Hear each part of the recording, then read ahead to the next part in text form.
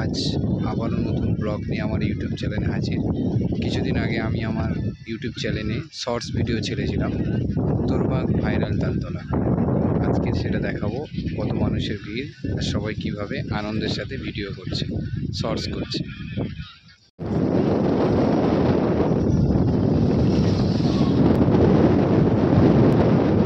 এই সামনেই ভাইরাল তালতলা।